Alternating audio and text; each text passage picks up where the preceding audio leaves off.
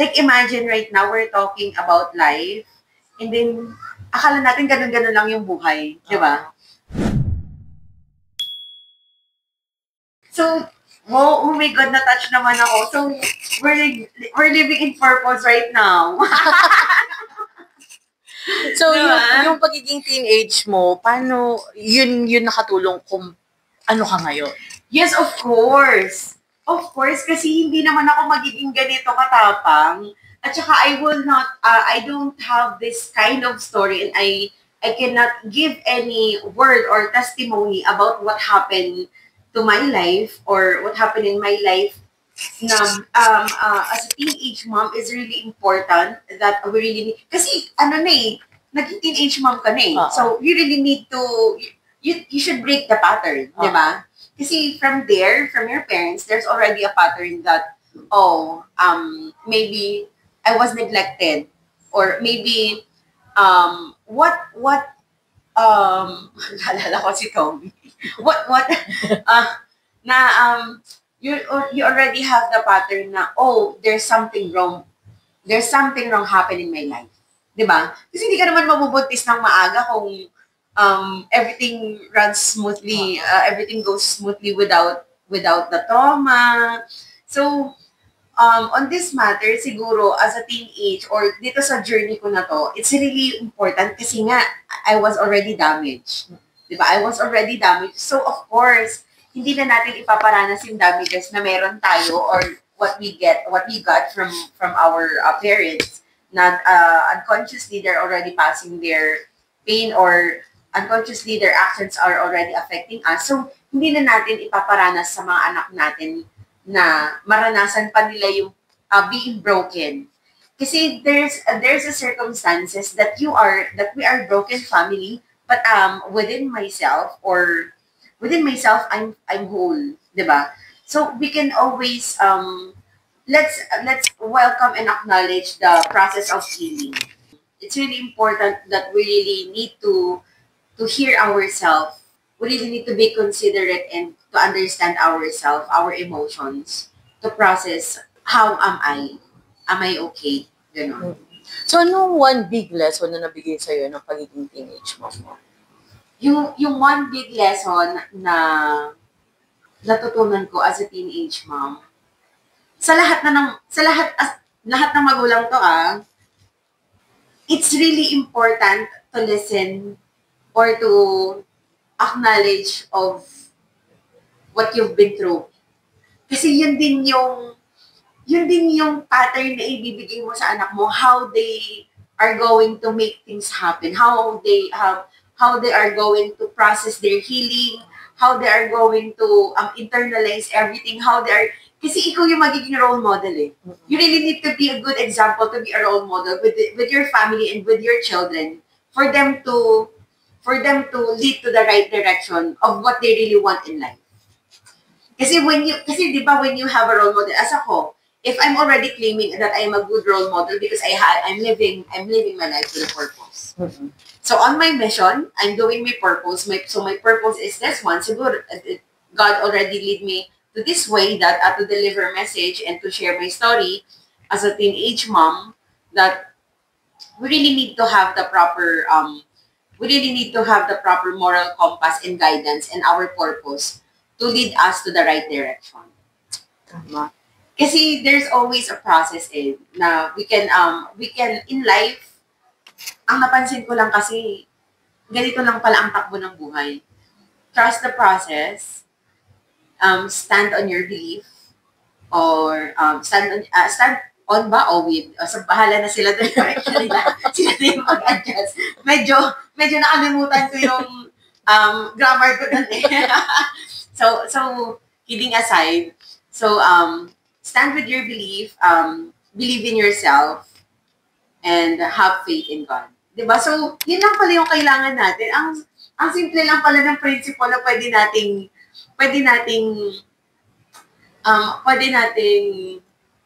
bitbitin sa buhay. So, pag bitbit mo pala yun, pag meron ka na nung ganong pattern sa utak mo, you already don't need to worry about everything what will happen to your life. Siguro dito na pumapasok hindi kasi I have the remarkable verse in my life na when the time is right, the Lord will make it happen. Oh.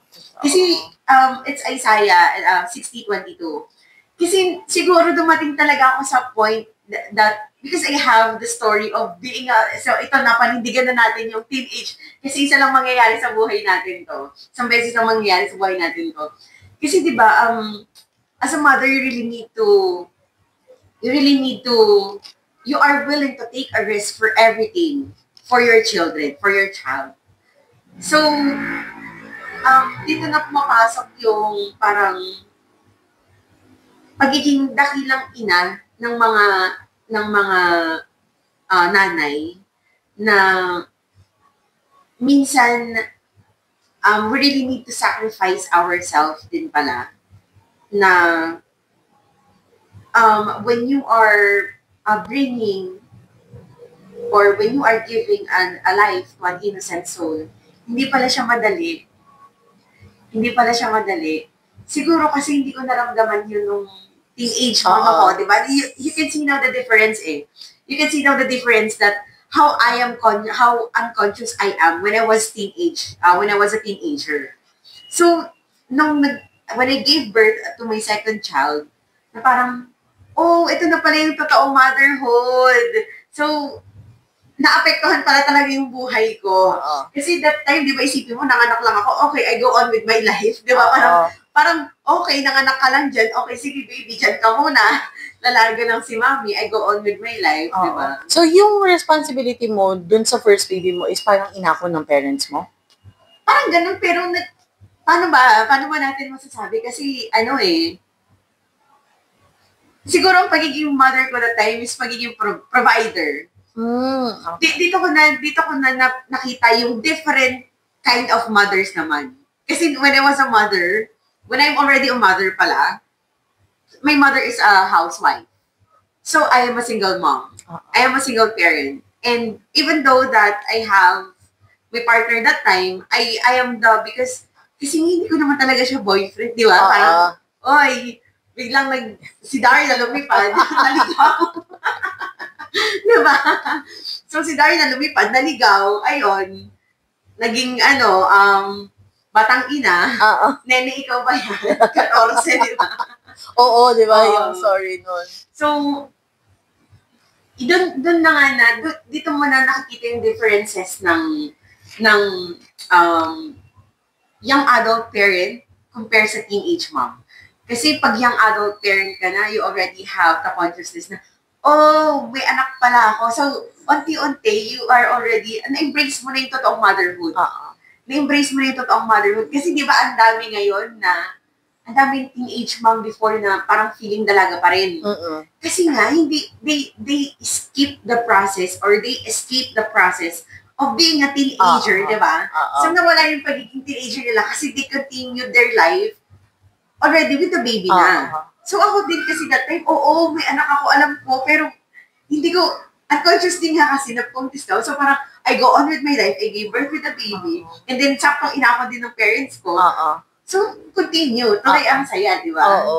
So, yun yung difference. Kasi may mga teenage na talagang, bahala ka dyan, inanak mo yan, responsibilidad mo yan. So, that's the difference sa'yo. Kasi, that's the difference. Dito mo na makikita yung differences ng mothers na yun nga yung sinasabi ko na iba pala talaga yung pagiging nanay din natin. Iba pala talaga yung pagiging nanay din natin. Kasi ako, dahil lumaki ako na hindi naman nakakaranas ng mga kilusang bahay. So, yung wait lang hindi nga ako marunong maglabi. Wait lang hindi nga ako marunong maglabi. So, paano ko alagaan tong baby? So sinubukan ko naman, I tried my best to be the mother na gusto ng mother ko. But since hindi nga kasi kami parehas ng path or ng journey na siya is naging focus niya talaga yung pagiging housewife and then pagiging mother. So ako, kahit hanggang ngayon yung pagiging mother ko is hindi mo makikita na ako yung tipong mother na I'm a housewife. I'm a house mom. So hindi. Hanggang ngayon guys, hirap pa rin ako yung struggle ko na okay lang ako maglinis. Hindi magtatrabaho na lang ako. Magtatrabaho na lang ako din kukuha ako ng maid or ng kasama dito sa kasambahay para tulungan ako sa mga gawain. Di ba sobrang ibang-iba? Kasi in our generations right now, hindi na pwede yung ano lang, hindi na pwede yung house mom ka. Di ba ngayon parang both dapat you have the career para parehas lalago yung family natin. So, ang daming differences. So right now, we already address the differences of being an adult, young adult parent or yung adulthood, and then the teenage, the awareness and consciousness. So, ang daming differences. Okay. So, ano message mo din sa mga kabataan and dun sa mga young parents? Sa mga kabataan, siguro kasi ako, nung naging bata ako, nung bata ako, we really need to understand that our parents, they're not, kasi nga, what I'm going to tell right now is about mental health muna.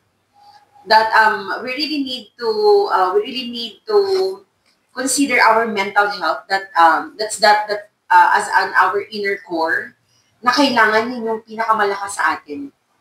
Na we really need to protect our mental health or mental well-being para so we can have the proper decision makings in our lives, not like driven with our emotions. That's why we really need to nurture our family with love. We really need to nurture our family with love to lead there to the right direction na. Kasi pag wala palang love, we are scattered. Kasi ang totoo pala na pag-ibig ang hihilom. Totoo pala yung word na yon. Pag-ibig ang hihilom sa daigdig. Kasi when we are love, when we are creating love and when we are showing love, we are showing oneness with one another, di ba? And then when we have love, we have the proper understanding with everything, we are not by driven with our beliefs or differences. Kasi pag mahal natin ang isang buhay ng tao, hayaan mo na, we really need to give love to life, di ba? We really need to give value with everyone, with the life of everyone. Siguro yun lang yung magiging message or magiging guidance ko sa lahat ng parents, that when you see your children kasi as a life and as a blessing, di ba? Kasi pag tinignan mo, is imagine, they're not really aware of this, but when you look at your child as a problem, also, the law of attraction manifests those kinds of circumstances na negativity. So, kaya feeling mo, problema yung anak mo kasi ikaw mismo nag-a-attract ng problem doon sa journey ng anak mo. Diba? So, we really need to be aware on how we perceive our children. Sa lahat ng parents, we should see our children as blessing. We should take the life of our children as love of life. Kasi pag binigyan ka ng love ni God, He is giving you life, di ba? So, doon mo mararamdaman yung love ni God that, He gave me another chance or another reason and purpose to give meaning for my life or to my life. Kasi when you don't have that baby, what's the purpose of my life? Di ba? Hindi mo pa alam. So, this one is already a guide and it's also a guide for the parents that when we look when we look at our children, it's already meaning towards your purpose. So kasi minsan hindi nila alam nagiging unaware sila because of the circumstances. Napapagod kasi ako, kasi nakakapagod, ang hirap kumita, ang hirap mabuhay, ang daming problema, ganyan. Pero when you are looking at your children as life, as a gift of life, as a blessing, oh my God, thank you kasi binigyan mo pala ako ng opportunity to give life. Di ba? Thank you, God, kasi binigyan mo ako ng opportunity to give this baby a life and give him the dream that he wants to conquer, that he or she wants to conquer. Diba? Kasi imagine, makapag-build or makakreate ka ng tao. Di ba? Minsan kasi yun na yung hindi napapansin ng mga tao na, the life is a blessing. Life is a blessing. Di ba? So, ang ganda na pala ng message ko na hindi ko napapansin na ang ganda na pala ng dinideliver ko. Kasi, ito nga yung sinasabi ko, when you believe in God, when you trust God with your journey, imagine, ang daming nagsasabi sa akin, di ba kasi yung pinag-usapan natin na, oh my God, kasi there's a lot of judgment that happened to me when I was a teenager. Kasi akala nila, pag teenager ka na, akala kasi ng mga tao, bato ka, na sinira niya yung buhay niya. Kasi di ba pag teenager ka, high school ka, dapat nag-aaral ka, bakit nagkaanak ng maaga yan? Di ba? Bakit siya nagkaanak? Sinira niya. So, nasa iyo pala agad yung sisi. Nasa iyo pala kaagad yung sisi without looking at the inner or inside of what's going on with our life. Yung in a physical world, yun lang yung nakikita nila na nagkaanak siya. So, siguro ito lang yung sa lahat ng tao naman na nakapaligid sa atin. And siguro the lesson that I can give or the guidance that I can give so we can have unity and love with one another. Siguro, let's give the teenagers or the teenage moms to have or to dream with their lives freely. Kasi di ba pag naging teenage mom ka na, parang, natuldukan na. Natuldukan na yung buhay niya. Parang wala nang mararating yan sa buhay. Parang, sila na yung pangarap. Di ba? Ang sama nyo naman sa amin. Nagkaanak lang kami. Hindi naman nasira yung buhay namin, di ba? Nadagdagan lang kami ng buhay. Ganon. Kasi yung mga iba, kasi nag-anak-anak ka pa di ba? Pero, imagine that, doon sa nangyari sa buhay ko, going back,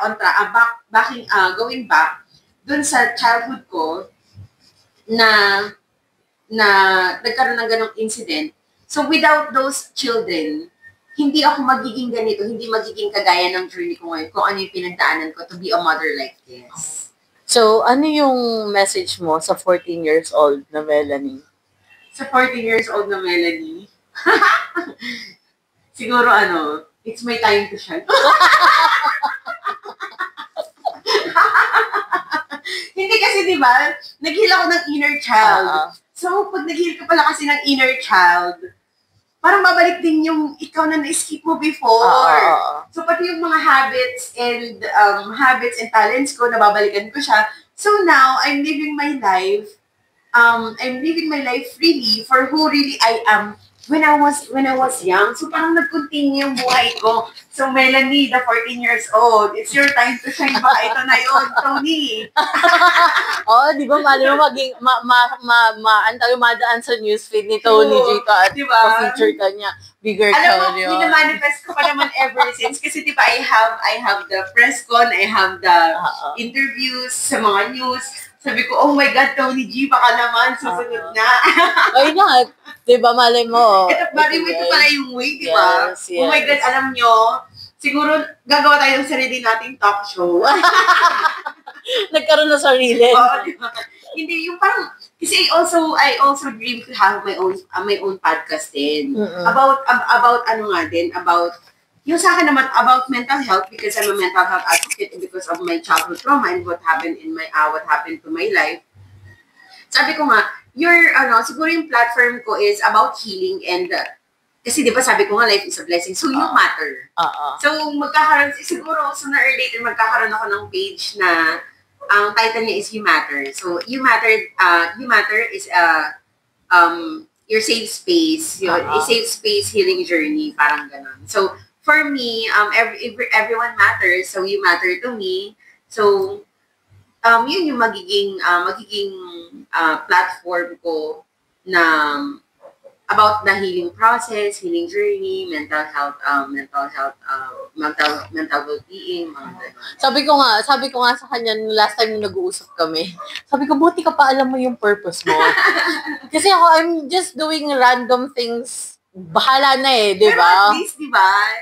Alam mo yung blessing in disguise that living while living your journey, doing what you love, hindi mo namamalayan, ito na pala yung nakakatulong na pala ako sa tao. So, on this journey, even though na parang hindi mo pa alam yung purpose mo, you're already living in purpose. Living your purpose by listening to the people's story, di ba? Actually, yun lang din yun. Kasi parang, everyone wants to be heard. Kaya yun yung gusto ko. Gusto ko mapakinggan lahat. Kasi siguro ako... diba, that's your purpose, diba? Kasi part of being chismosa, gusto mo nakikinig ka lagi, diba? So siguro, yun siya, chismosa in a different way lang.